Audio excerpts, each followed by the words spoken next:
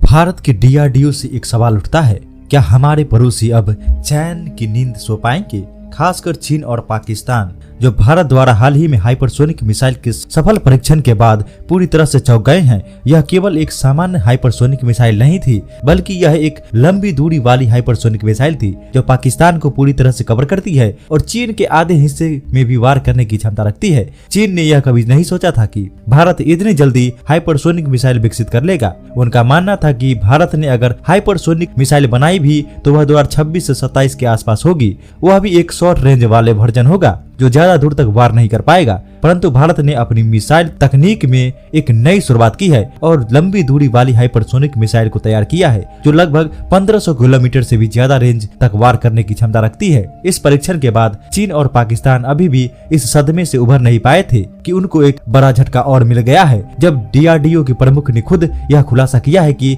जो hypersonic missile Bharat ने बनाई है वह सिर्फ एक सामान्य हाइपरसोनिक मिसाइल नहीं है, यह एक हाइब्रिड हाइपरसोनिक मिसाइल है जो अपनी तरह की पहली मिसाइल है।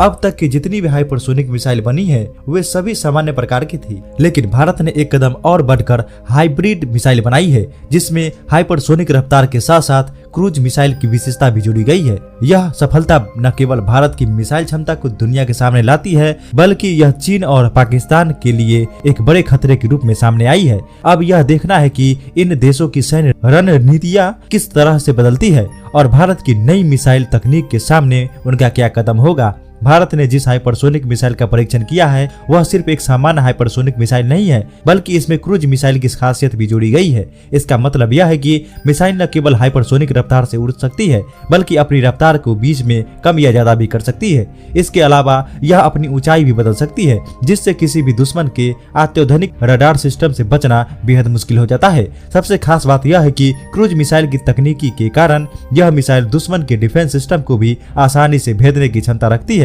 मान लीजिए अगर यह चीन पर हमला करते हैं तो वहां S-400 जैसे डिफेंस सिस्टम लगे होते हैं, तो चीन ने एक ऐसा रडार भी बना लिया है जो हाइपरसोनिक मिसाइल को पकड़ सकता है। ऐसे में दो विकल्प होते हैं, पहला हम हाइपरसोनिक रफ्तार से चीन की डिफेंस लाइन को तोड़ते हुए अंदर घुस सकते हैं, लेकिन इस तकनीक से दुश्मन को यह पता लग जाएगा कि हमला हुआ है। दूसरा और स्मार्ट तरीका यह होगा कि हमारे मिसाइल दुश्मन को बिना बताए, बिना किसी चेतावनी के हमला करे। अब यहाँ हमारी हाइब्रिड हाइपरसोनिक मिसाइल की खासियत काम आती है। यह मिसाइल अपनी रफ्तार से चीन में घुसेगी, लेकिन जब वह डिफेंस सिस्टम के पास पहुंचेगी तो वह उसे चकमा देने के लिए एक बाईपास बना लेगी। यह बिल्कुल वैसा ही होगा जैसे कि भीड़ भाड़ वाले शहर में एक बाईपास रोड होती है जिससे आप ट्रैफिक से बचते हुए शहर के पास से निकल जाते हैं। ठीक वैसे ही यह मिसाइल हवा में अपना बाईपास बनाकर डिफेंस सिस्टम को चकमा देते हुए अपने लक्ष्य पर सटीक हमला कर देती है। दूसरी रणनीति यह हो सकती है कि यह मिसाइल अपनी ऊंचाई को इतना कम कर ले कि दुश्मन के रडार सिस्टम को यह